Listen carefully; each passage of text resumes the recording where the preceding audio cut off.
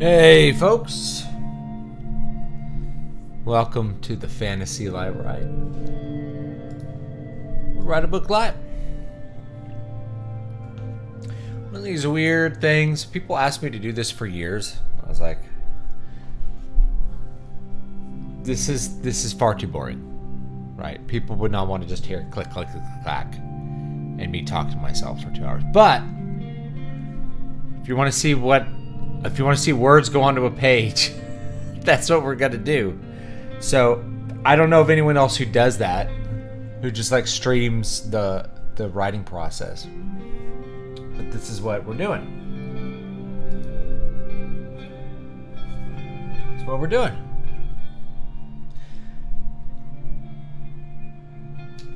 Someone earlier this week, I think,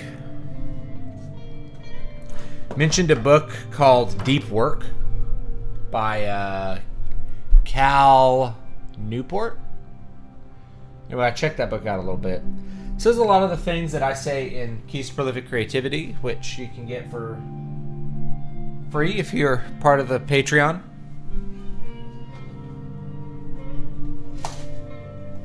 Here's a copy of it.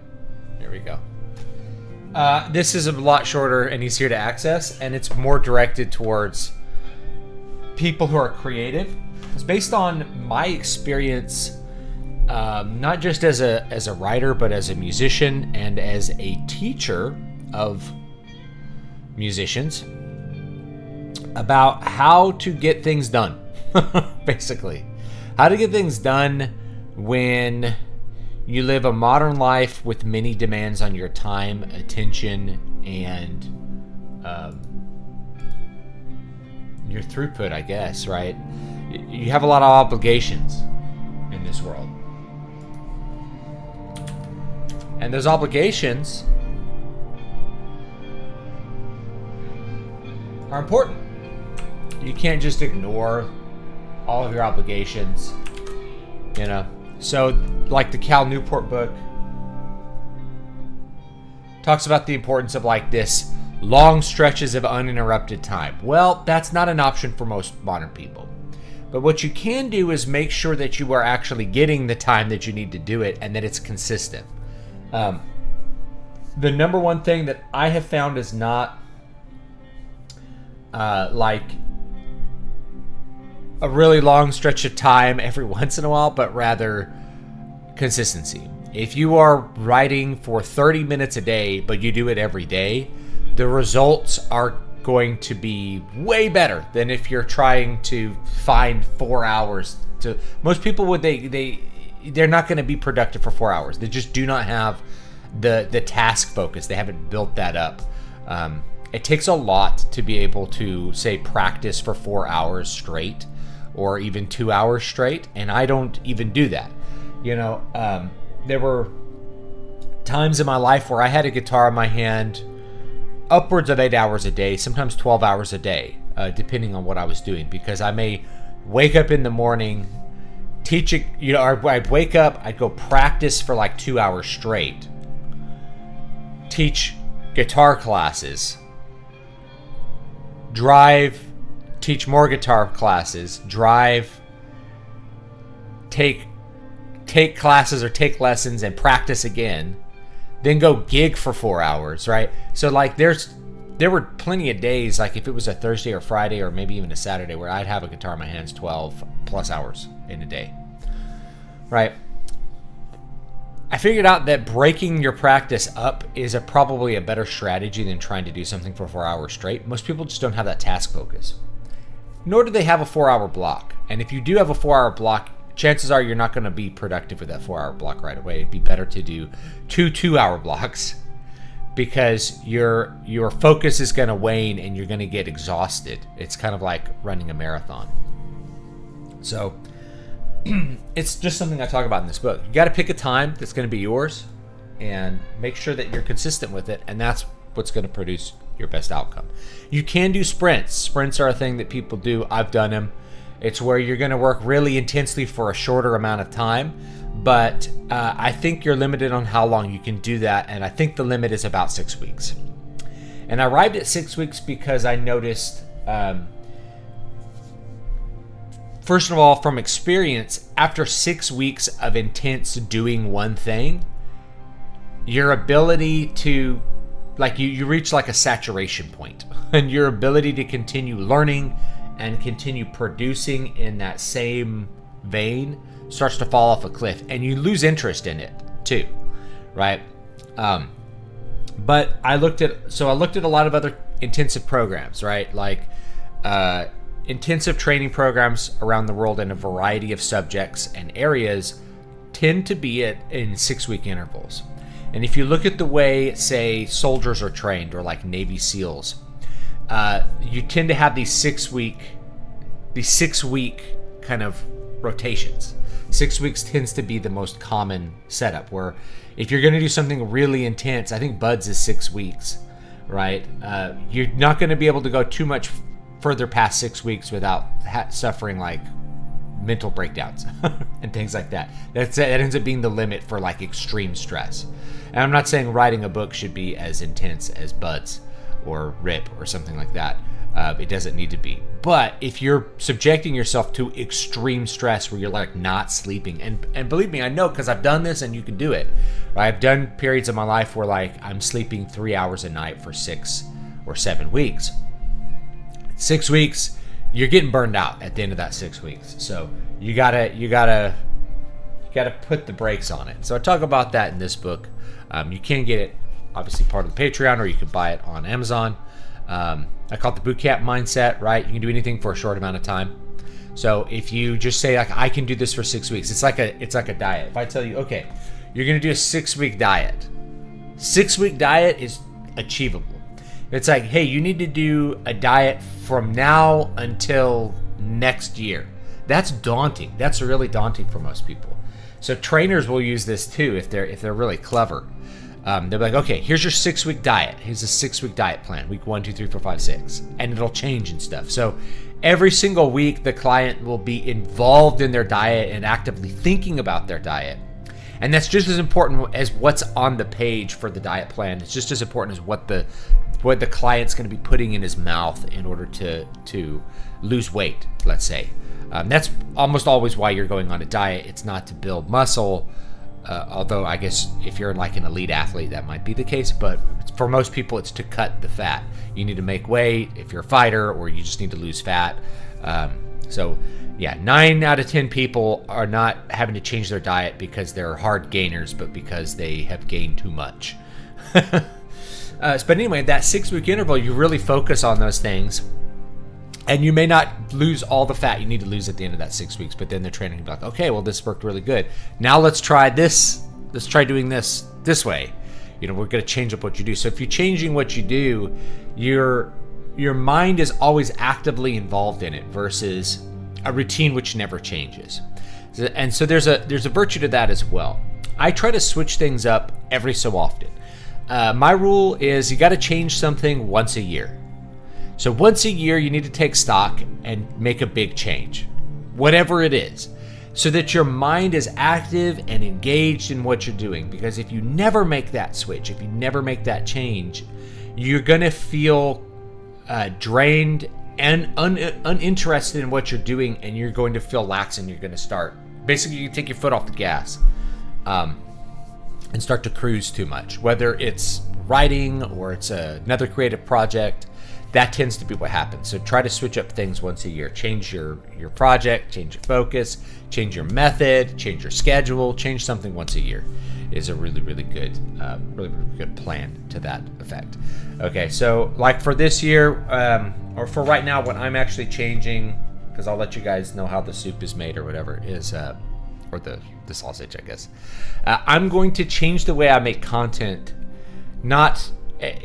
basically in an attempt to force myself to make more content, but also in a way to change the way that I interact with content, because I find the pressure to produce content all the time, it's like nagging. It's like somebody nagging you to do something. It's like, oh, I haven't done this in a while. I need to interact with this even though I'm not interested in it.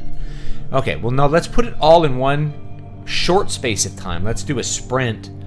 I'm going to write, so like right now I'm going to try to write 8 articles for the Substack and for my website. So 8 articles. I haven't been cross-posting them as much, but I'll set it up so I'll cross-post them. I'll write those 8 articles, revise those 8 articles, set those 8 articles up to publish at every single Monday. There will be an article coming out, and I'm going to try to do like Monday and Friday, or maybe Tuesday and Friday. I haven't decided. I'll do 1 to 2 a week, and I'll set it up so that it's like there'll be one that's on culture and one that's on something else, right? Like video games.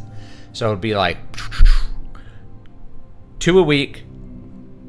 It's 8 articles a month. Most people can't achieve that output. They just can't, right? But I'm experienced, so I can do it. Plus, I gain efficiency because my mind is always it's in the nonfiction mode. I'm thinking of things to write about. I'm thinking about how I'm going to write about them. Each time I do an article, I'm able to just immediately apply the lessons that I learned from the previous article and just do it that way. And so, this one's maybe 3,000 words, and this one's 1,500, and this one's 1,000, and this one's 5,000, right? That's a lot of words when you add it up. So in a couple of days, I will have probably written about 20,000 to 25,000 words. Equivalent of like a short book, maybe more, right? And so set those up to publish, and then I just won't have to think about them. I won't have to think about them till next month. Then I'll take those and I'll make videos on the same topics. That way, and the benefit of that is that as I look at each topic, I just read the article, be like, okay, I know exactly how I organized my thoughts before, turn on the camera and record it. So there's an efficiency gain for that. Plus, I'm just in the mode of doing videos. So I can do whatever video setup I want. I can move that camera here. I can do it this way if I wanted to. I could do any camera setup that I want to that wouldn't normally be convenient for me to work at my computer. Then the rest of the month, you just do the live streams. You just turn on the camera, do a live stream. That's kind of shallow work, 2 days a week to do the live streams. I wouldn't call this shallow. I'm going to show you guys how to deep work right now in the writing form, but how to transition into that. But anyway, the point is I won't be thinking about the articles. I won't be thinking about the videos. And what I instead can do is when I have downtime and need something easy to react to and distracting, I could just pop open my phone and respond to comments. That's not so hard, right? It's a potty time kind of thing. And so the way I was doing things before was just, I had some goals every week. When I had time, I would work on them, right? So it's like, I have time tonight, I'll work on an article. That's what I feel like doing. And, that's okay, but, I'm feeling behind on the content game, and I'm not focusing as much as I want on some of the books that I'm trying to get out. And I've got a bunch that are finished. Not a bunch. Maybe a bunch. I don't know. I don't know how many a bunch of books is. But I have books that are finished that I haven't published yet. So we'll kind of get into a mode where we can design a bunch of covers. We'll do the same thing like with the books, is like design the covers, do all the formatting, right? So you're always kind of in this same mode when you're doing things. And that, to me, getting all of the stuff off the table to think about a book, for instance, is really beneficial because you're thinking about the story when you're away from the computer. It's not just a deep focus kind of thing. You deep focus when you're drafting, but otherwise you're thinking about the characters and like, what event would be good and how do I want to structure this and what's something I want to see in this, and you're imagining actively. Your mind is doing lots of different things. So the idea that you just need to like stare at the computer until a book comes out, that's going to like crush most people. They're not going to be able to do that. Rather, being able to have time that you're disengaged from the work and time that you're intensely focused on the work is what's going to produce better outcomes. I talk about a lot of this stuff in Keys to Prolific Creativity. I wrote this book. Why did I write this book? I wrote this book because the main problem with people is not their writing techniques. It's not that they don't know what a 5-act structure is. You don't need to know what a 5-act structure is to write a good story. You just don't, right? Lots of stories aren't that. Lots of stories reject that. Lots of stories do their own thing.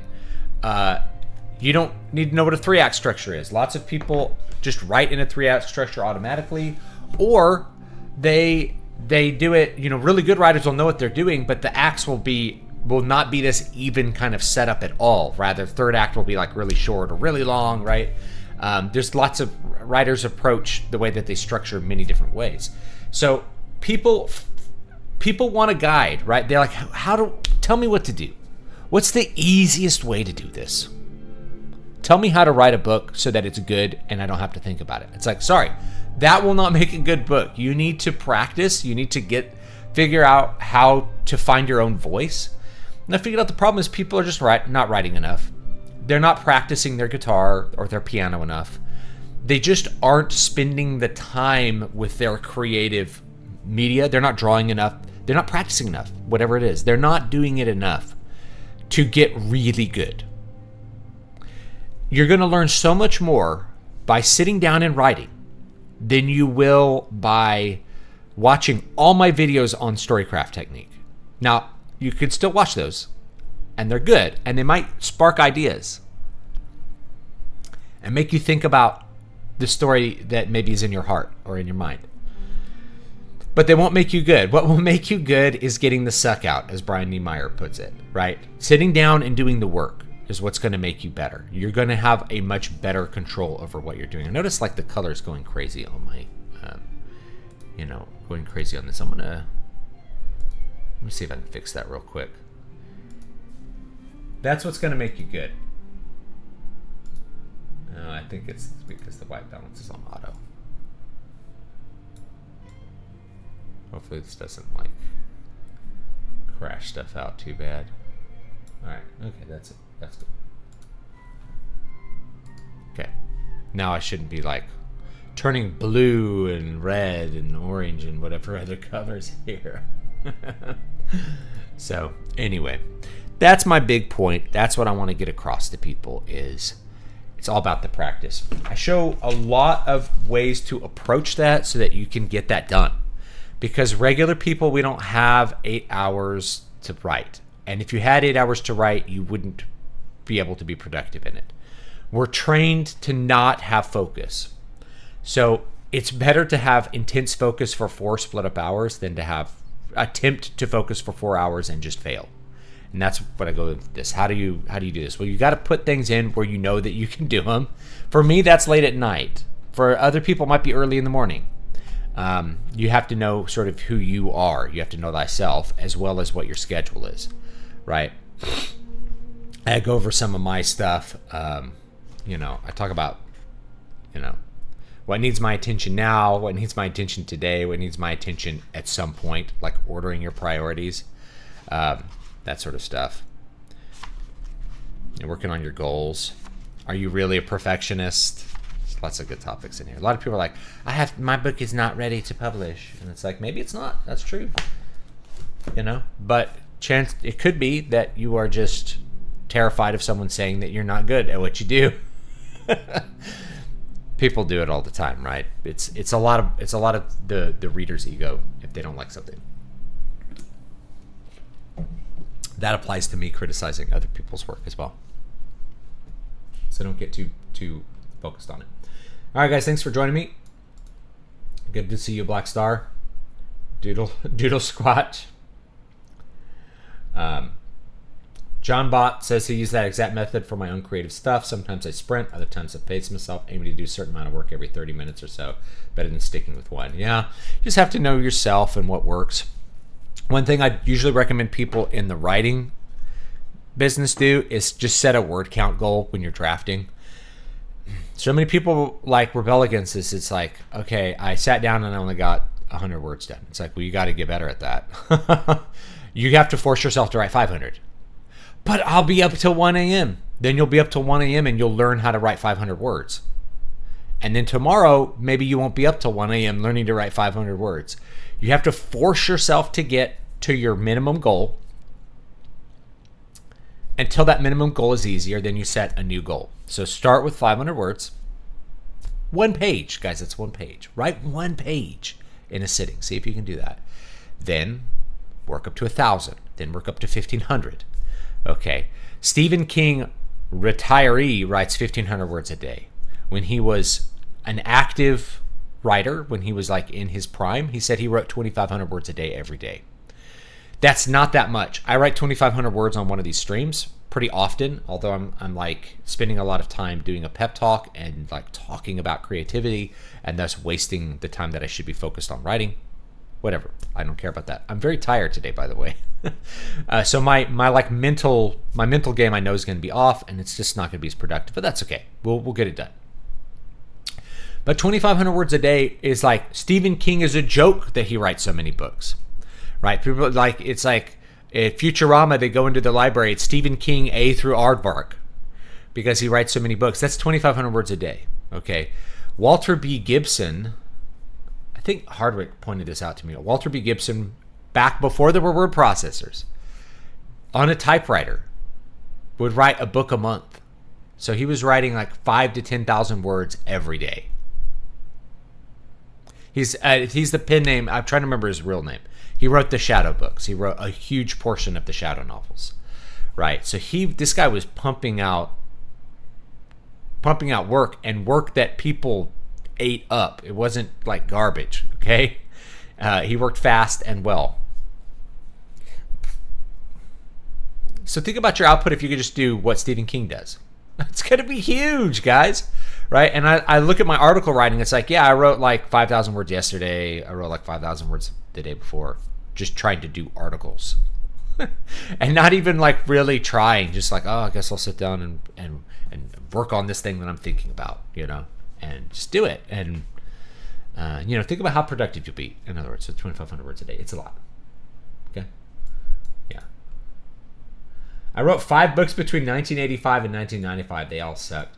Yeah, you just got to get the suck out. And that's something that, I learned that. I sometimes I go back and read my first attempts at books from like the year 2001 or 2002, whenever I started writing. And it's bad, But in the bad, I see the good as well. I see the aspiration. I see me reaching and coming up with new ideas. I see me trying to execute things well.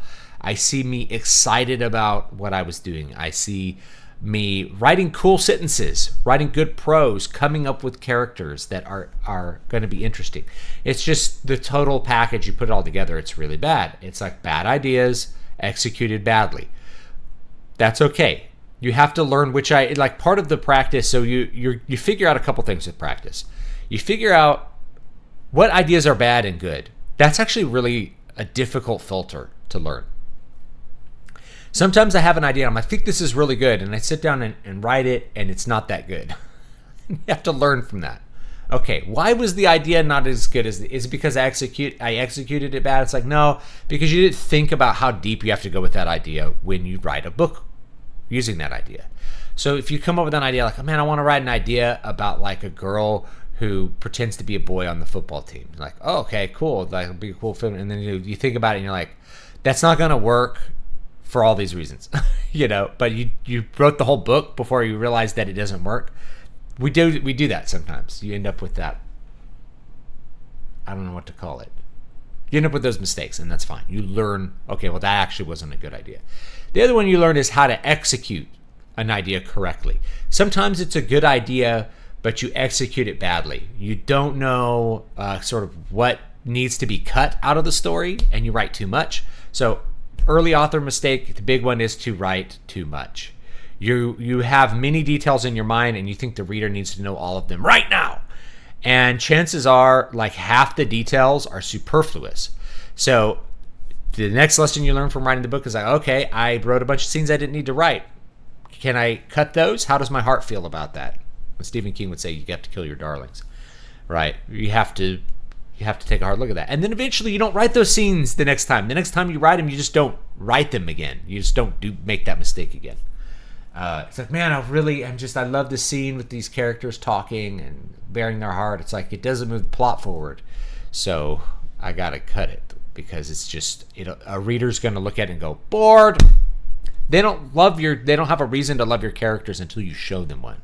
And usually they're going to love your characters because of what the character does, not what the character is talking about. Not what the character is talking about. Okay. Just a fun thing to think about.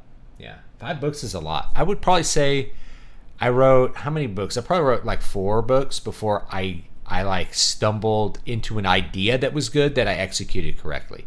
So like the first book I ever tried to write was bad ideas, bad execution. Second book I tried to write was good ideas, bad execution. The third book I tried to write was a strong combination of bad and good ideas, and just, and it's weird because I go and look at it, and it's actually like 3 books, but you can read the revised versions there, the Moonsong series, and it's like really good things that I'm like, this is good, and like really cool ideas that just I had to cut because they just didn't contribute to the real story. I had really interesting scenes I wrote that I just had to throw away because they just weren't good. So there was like good ideas that didn't belong, good ideas badly executed, good execution of bad ideas. You know, it was just so much work to filter it. And then finally I was able to write Muramasa, where I'd learned all of these things, and I was like, okay, I have a good idea, I know how I'm going to execute it. And there was almost nothing I had to cut out of Muramasa before I published it. I cut a few scenes because you still make some mistakes, and I had to add a couple scenes because it's like, well, there's no continuity here. You make those little mistakes, and yeah, it's fine. It takes a long time. I would say probably 1 million words. You write 1 million words a suck.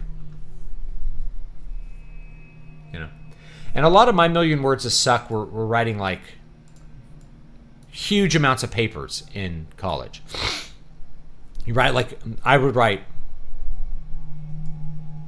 so many papers, and mine were all long.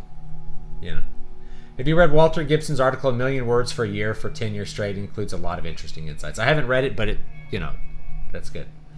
Jared says he's been writing 1,000 words for a while now. I've done what I can to write even more. Why do people say they're a writer but never seem to have that follow through? Because haven't learned the lessons I'm trying to teach in the book. That's why. Just do lots of forum posts or journaling, but yeah. Okay, so actually let me address this because I think I talk about it in the book. If not, I'll talk about it now, which is you do... so first of all, you do shallow work, right, versus deep work. Forum posting is shallow work, right? You don't have to think deeply about it. It's distracting. You're engaged with other people talking to you rather than really thinking about your work. So it's easier. It's easier to post on a forum than it is to write a book, even though you're writing on the forum. You're writing 1,000-word blog post on a forum about writing and something you're thinking about with writing, hoping other people will react to it. And they are, and they write, and you're reading, right? So it's a long time of lots of shallow stuff that doesn't do much. That's easier than going deep and focusing. The other thing is, writers do this a lot. The psychological reason why they do it, I can't say for sure, but they do surrogate activities. So they do an activity that distracts them from their real goal, yet makes them feel productive in the moment. So let's say you have to do homework, and you go and you do the dishes. Well, the dishes needed to get done. Yes, the dishes did need to get done. However, that shouldn't have been your priority, because there's a big negative consequence for not doing your homework. Whereas the consequence for not doing the dishes is actually really, really, really small. So you should do the dishes after you've accomplished your other priorities. But because the deep work is hard, slow, deep, and hard, right? The deep work is slow, deep, and hard. Debut album by Typo Negative. You avoid it and you do surrogate activities. You do substitute activities that make you feel like you've done something that you need to do, which you probably did on some level, but made you avoid what you really wanted to do and what you really needed to do. The other thing is, writers often say that, or I should say, as a category, writers don't enjoy writing a lot of times. They enjoy having written. Sounds weird, right? They're like, oh, I want to have this. I want to see this on the shelf with my name, and I want to open it up and know that I did it. It's like It's like people say, I want to do an Ironman. I want to do an Ironman race. It's like, Cool. Why do you want to do that? To say I did it. That's why a lot of people want to write a book, to say that they're an author. It's an ego thing. Okay? They don't enjoy the process. If you don't enjoy the process at all and you've tried to enjoy the process, maybe writing's not for you. That's okay. Maybe it's a different creative output. Maybe you enjoy drawing or painting more, or building furniture or gardening. All of those are creative expressions of self too. You don't have to be a writer. You're not a greater person than someone else because you were able to write a book, right? Lots of people think that way. They want to be thought of as good and special by other people. That's why they want to be a writer. It has nothing to do with loving the craft and loving the product that they're coming out with. Like, for me, I'm really intensely interested in what I'm doing, right? What product I'm coming out with. Yeah. Do you have any particular words which you think one should never put them into writing? Oh, that's a good question. I can't think of any.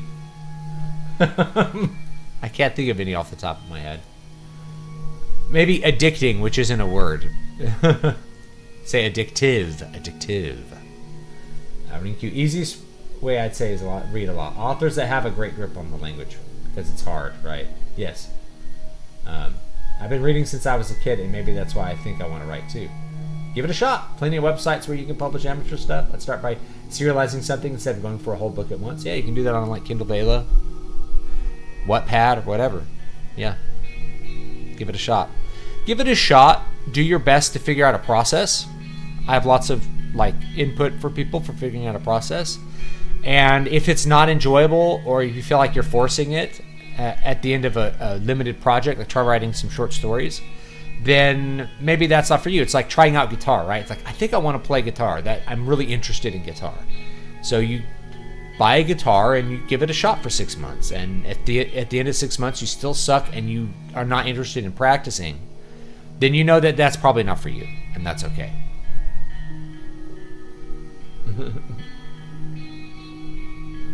I've often compared making a movie to vomiting. I don't like to vomit, but there are times I think maybe I'll just feel better if I go ahead and throw up. So then I make the movie. Warren Beatty. Yeah, I've used that vomit analogy myself before, years ago. It's like, why are you working every single night, all night long to do this music? It's like, I have to. Just like how you have to go to the toilet and vomit. Sometimes it's painful. It's exhausting. But you have to do it. When you're really vomiting, you just don't have an option. You just have to vomit. So I've used the vomit analogy before. All right, let's see if I can find this document. All right. I have the medieval outline. What did I do? Let's see here. I found, while I was looking through my drive, I found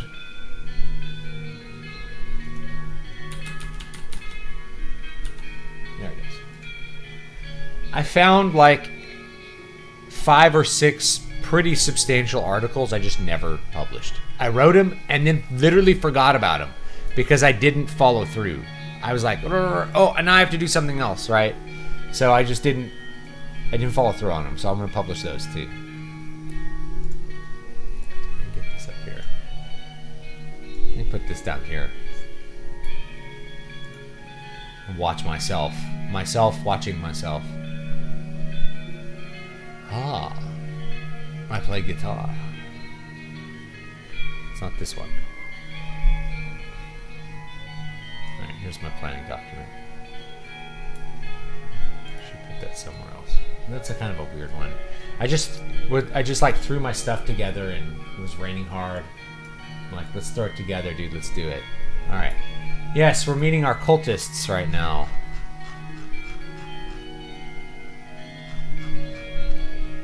We're on chapter 12. All right. Well, that's pretty good. We're gonna get them. I haven't put chapter 12 out for the patrons, so we're going to do that now.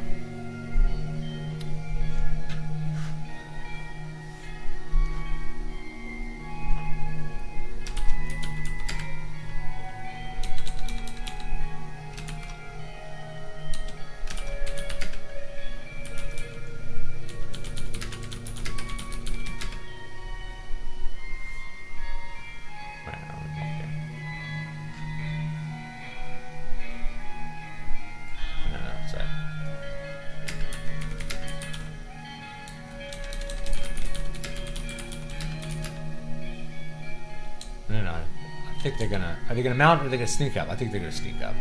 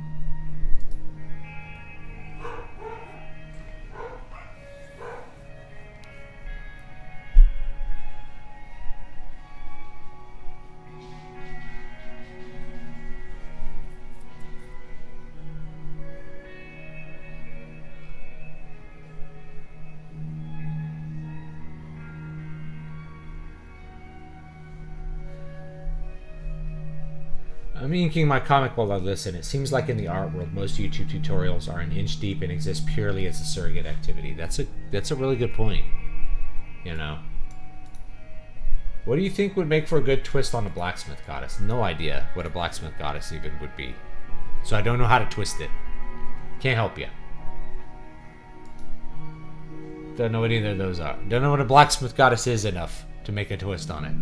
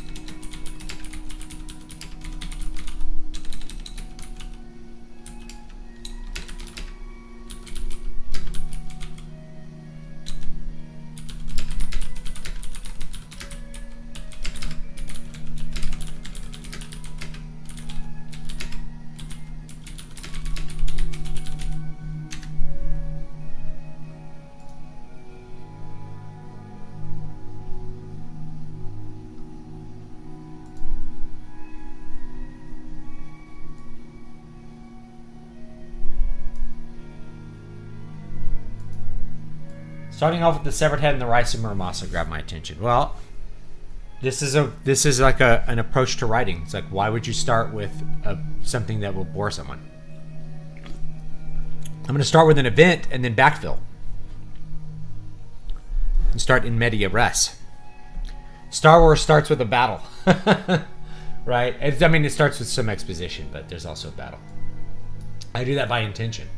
I have found through, like this one really starts with an introduction to characters, and people were like, that's boring.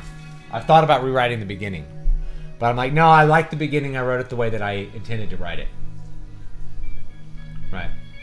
You want to start with an event. You want to get to the action as quickly as possible. And so it's easier to show the conflict really quickly than it is to try to stop and explain the conflict. And in fact, you'll bore people if you try to stop and explain everything right away. We want to start with things that are happening.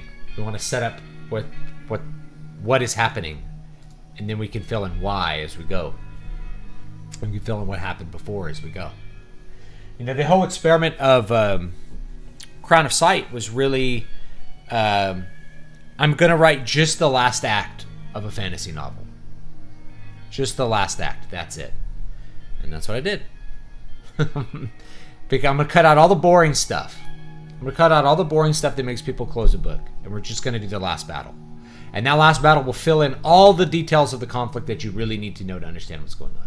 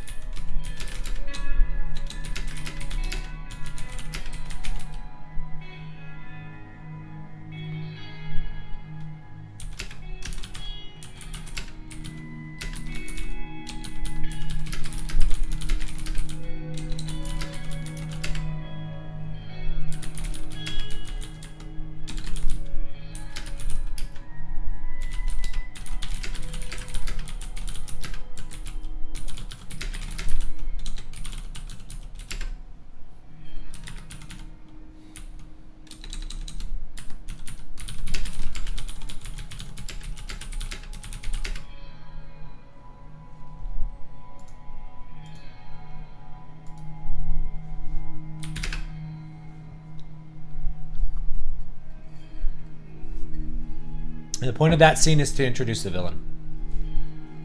Because I don't... Without disrupting the regular narrative, there's no other way to introduce the antagonist. Because he's not really present in that first story. You know, it's like one of his underlings, right? So that's the purpose of that. And it's also to make you wonder, like, I wonder what that is. Right. Now, this is something that you can say that I ripped this off from Brandon Sanderson, but it goes way further back than him. You know, it's an old way of doing things. Stephen King would do it, you know. Poul Anderson would do it. So...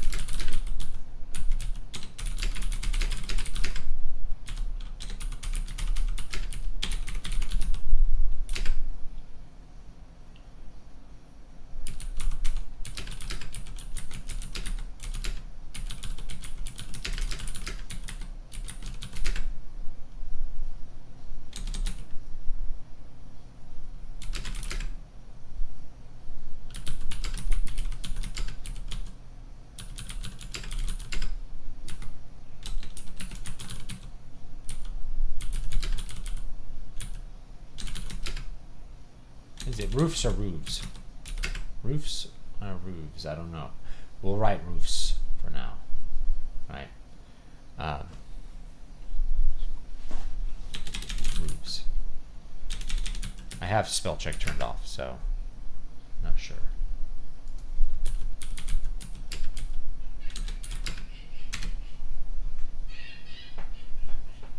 Roofs is outdated.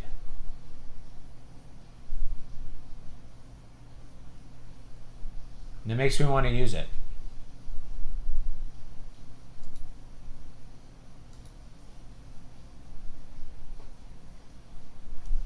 I'll just use roofs for now.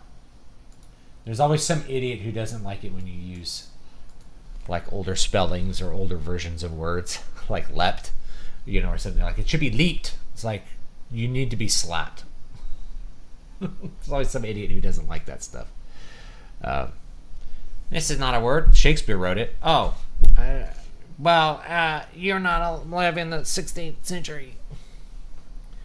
Actually, you know, comment section is not where you need to be trying to like assert your dominance over people that, by definition, you admit are better than you because you're hating them. You know. There's just always something like that. The gamma male seething about, you know, trying to find some way to get a gotcha on someone else. It's very boring to have an attitude like that. Couldn't be me. Wet slimes creeped over squared off roofs. Maybe you guys can know what I'm actually describing here. Maybe not. I realize that. Here we go. Let me see a little bit more of the document. Maybe not.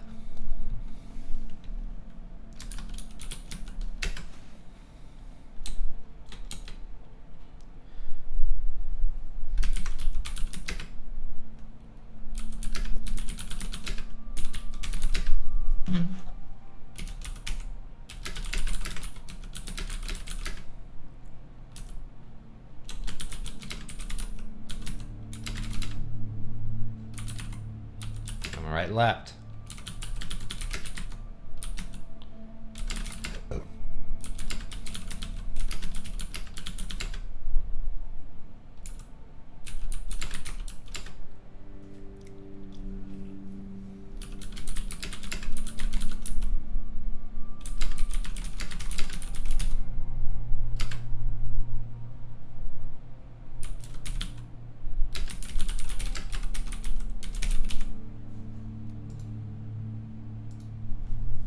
Yeah, I try not to comment unless someone's like, I want you to tell me what you think. And then these are usually developing writers. And so you have to think about like, what's the right way? What's the good thing to mention? Like someone's like, what do you think of this? And I'm like, okay, for the beginning of a book, you're just talking about the rule set of your world, right? It's like an RPG book. There's no characters, there's no plot. You need to start with something happening. Backfill that stuff later. You know, and I remember I gave a feedback to someone else. I'm like, this art is just like a comic artist. I'm like, this art is awesome. You know, your style is really unique. It's really memorable. What's the problem? I don't know the names of any of these people fighting or why they're fighting. So I don't have a reason to care about what's going on in the work. So you can keep everything, but you need to add stuff to the beginning that tells me at least a name. At least give me some names, and then have them say why they're fighting at some point, right? You know, it's like you caught my attention with some awesome action, but then we never told why that action was happening. So we need to do that, right? So there's something like that. So you'll feel like, what's good? Well, what's good is like, this is an interesting world. What's bad is we need a reason to care about something happening in that world. This is really good art, but we need to know who's in it. You know, those are easy mistakes to make because you as a creator know all those things, right? You know what the story is. You know the names of the characters fighting. You know where they're fighting. But sometimes we have to cross that threshold and think, when am I going to reveal to the reader and why? And when am I going to do it? And that's a harder lesson to learn. So, you know. But yeah, I don't usually do that. I don't do a lot of reviews of other people's books unless there's something that I think people should really pay attention to or think about. Certainly not a lot of indie books for I guess for that same reason. It's like I don't want to trash people that may actually be making a product that other people will really like. And the biggest feedback is going to be the market anyway, you know. And I have a pretty good idea a lot of times whether a book's going to sell or not. And especially now that I've had a lot of experience like trying stuff out with the market, you know, certain books I know ahead of time, I'm like, this isn't gonna be like a big seller, but I want to write it anyway for me, you know. And for like the 10 people that read it and are like, I love this book, this is so unique and it's so different than what I normally read, it's like, perfect, that book's for you. I know that 99% of people are not interested in that, you know. They're not interested in like weird fantasy tragedy operas. They want like orcs and inns these days, right? They want D&D stuff. That's fine. There's nothing wrong with that. Nothing wrong with liking something that's not what I do. Do you know what I mean? All right.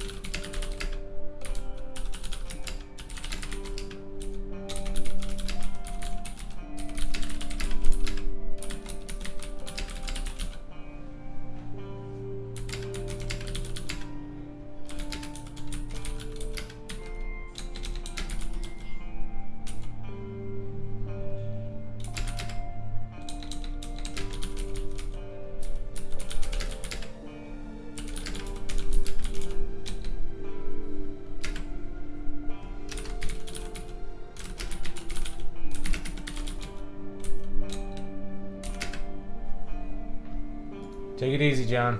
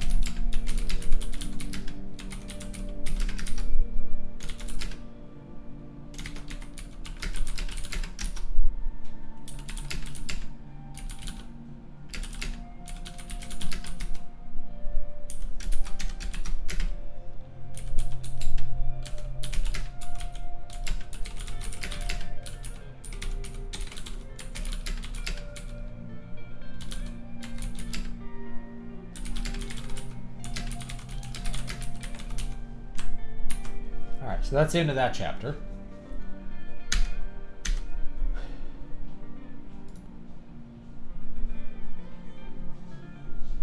Legend has it a mere 100 copies of Velvet Underground were initially sold in 1967. All were swooped by artists or upcoming ones.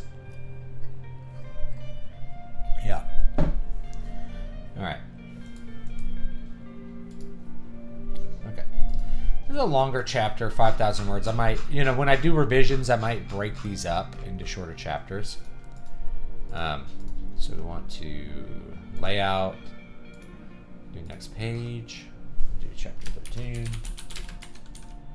And it's also fun sometimes to subtitle these. A lot of times I don't give subtitles for the chapters until I'm closer to publishing it, and then it's kind of describes what's in the chapter. Sometimes it's good to have that though, to focus you as you draft to make sure you know exactly what's going on.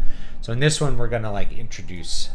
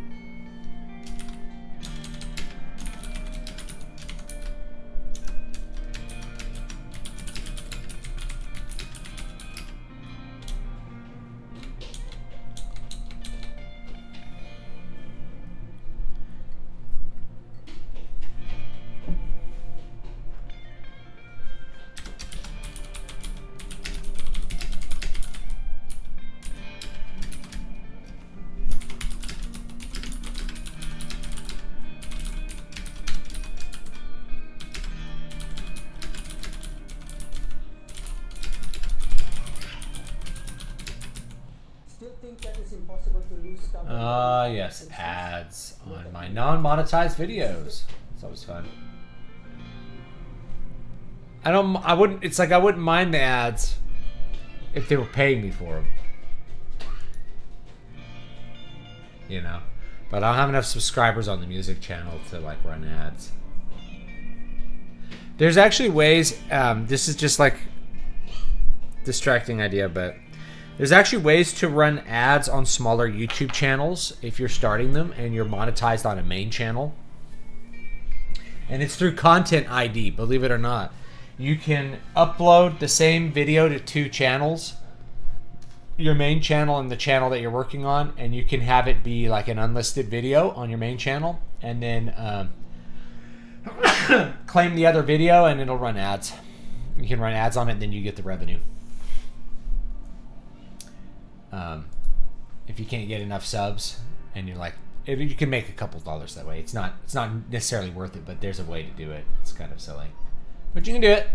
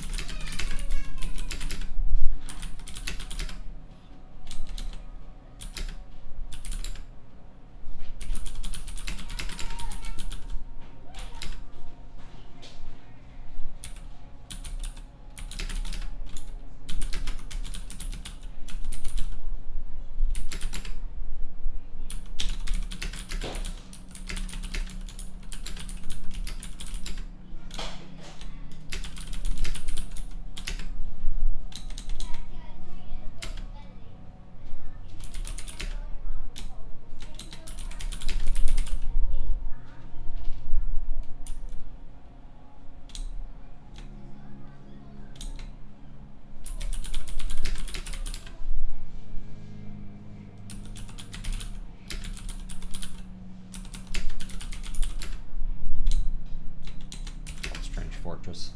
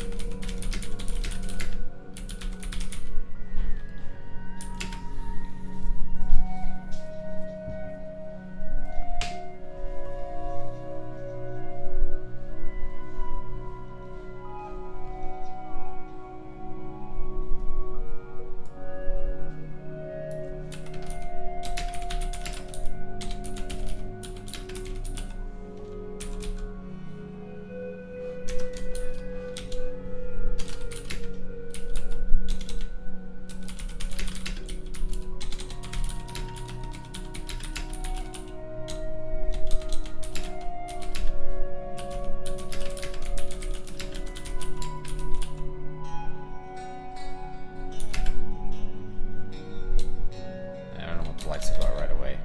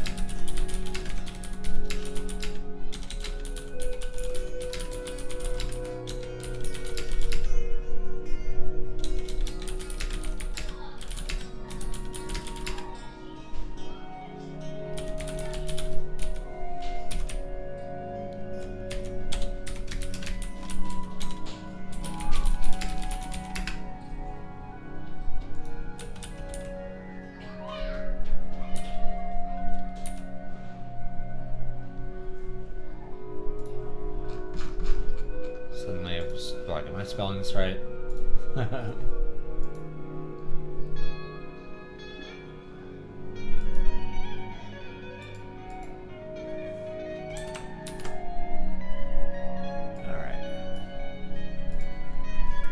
Need to be moving on soon.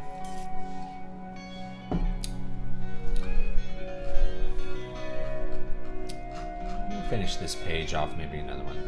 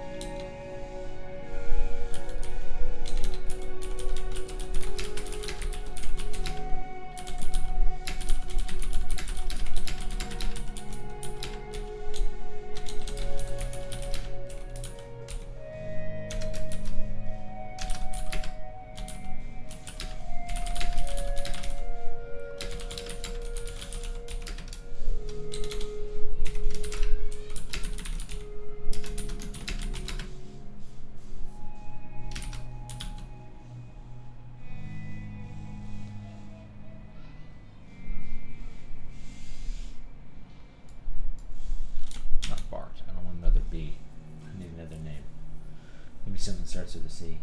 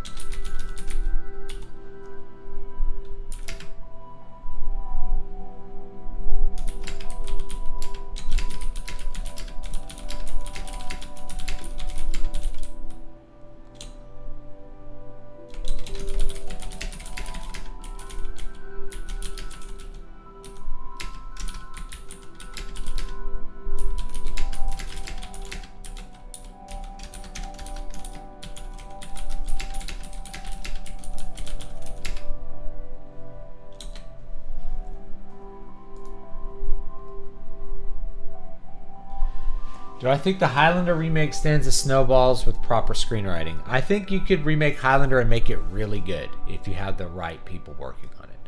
The original Highlander was kind of lightning in a bottle.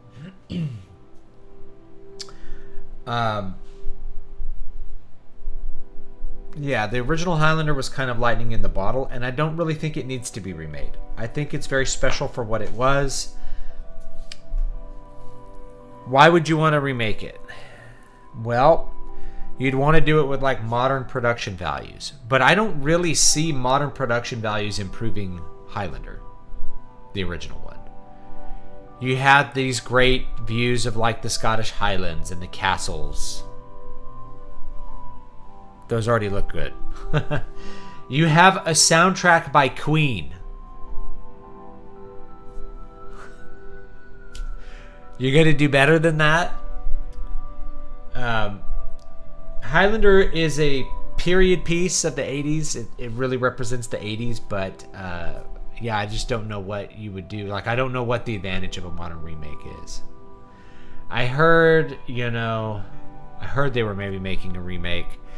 I remember talking to my friend Mike years ago when we watched it. He's like, this is a movie that could really use a remake because there's all kinds of little cringy things that are stuck in the 80s that stop it from being really cool. The white sneakers, the wrestling match, right? Christopher Lambert not really having a Scottish accent. You could have expanded it. It could have been, it could have been way better, right? But I don't really think it could have been way better. You could maybe make it a little better. Everything could be improved, but they made a really special movie with what they had available to them, and I just don't really see a reason to make... Yeah, I don't see a reason to remake it. It's better to just watch the original. The main reason that you'd want to remake it is to reboot it, to like remake it as a part one rather than the self-contained movie that it was. It's like, oh wait, we want this movie that actually has an ending, but it's popular, so how do we make a sequel? Aliens! That became Highlander 2. So one of the most infamously strange and bad, maybe, sequels in history is Highlander 2, The Quickening.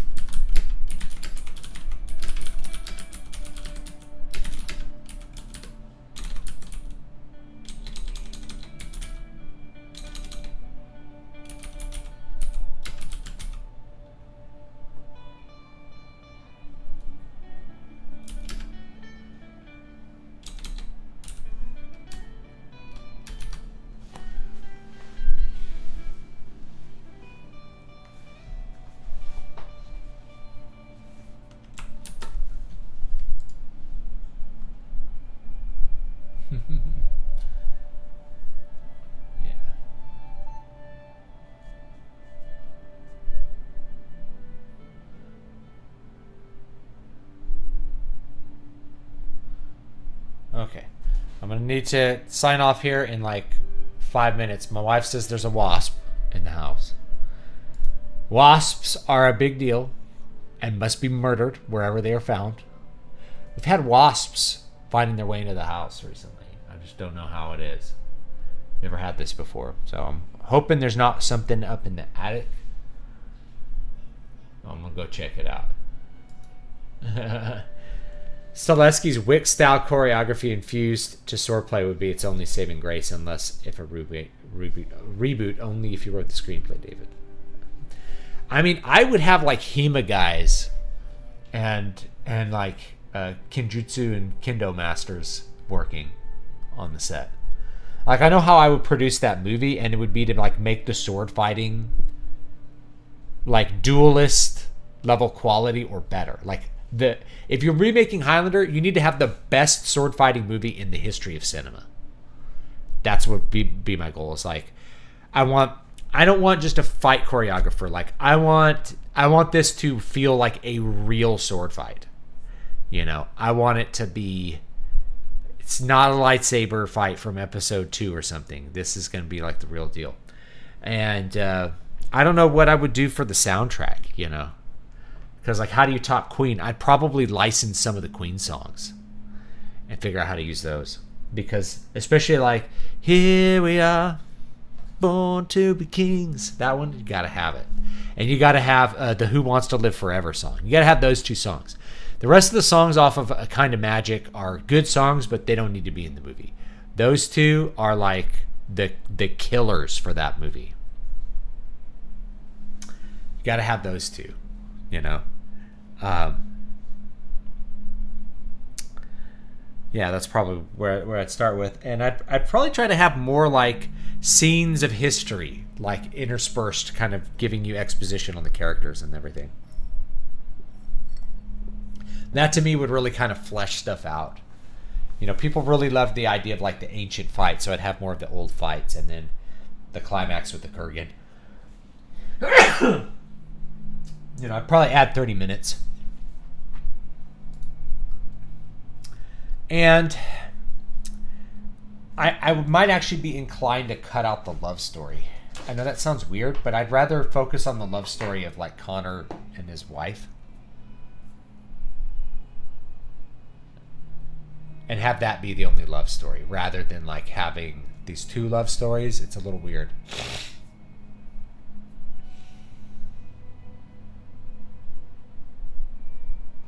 Yeah, I don't hate bees. Bees are usually pretty friendly and docile. The wasps around here actually don't sting much. But there's a couple of species of wasp that are really, really, really bad. So, anyway, I think that's about it for today. We're going to have them do the escape, so I'm going to make a little note.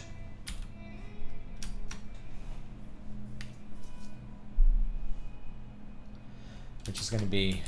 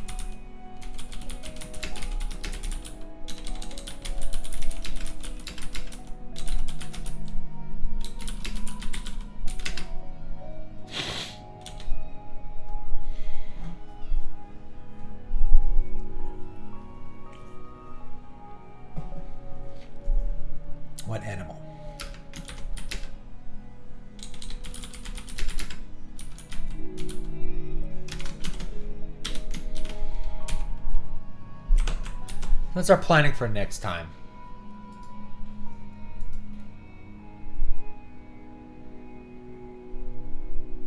Tarantula hawks, yeah. I've seen those. We've had those. We have velvet ants. The big ones we have are called rusty spider wasps, but they virtually never sting you. And when they do, it's not that severe. But we've been finding those all over the place, like on my patio, like in the porch and stuff. So that has been annoying. All right. So that's going to be it for today. We'll pick that up. Chapter 12 will be up on Patreon. So come and check that out there. And yeah, I will see you all next time. Let me link the Patreon. So if you want copies of all this stuff I write live, you find it on Patreon. Very nice. And I will also link the music. Where's the music channel?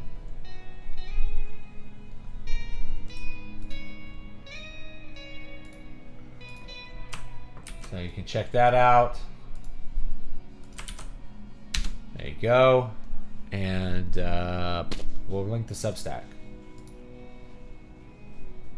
All right. There it is. Okay. Had a new article come out yesterday. So that'll be good. I think I'm going to try to do articles on like Tuesday, Friday. Videos on like Monday, Thursday. Live stream Wednesday, Saturday. Sunday's off. We'll see how that works out. See how that works out. All right, I think that's it. Have a great one, and I'll see you all next time.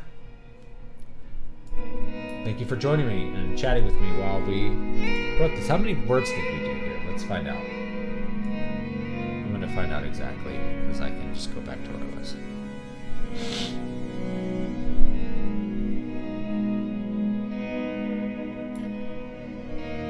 It's 2,000 words, 2,200 words.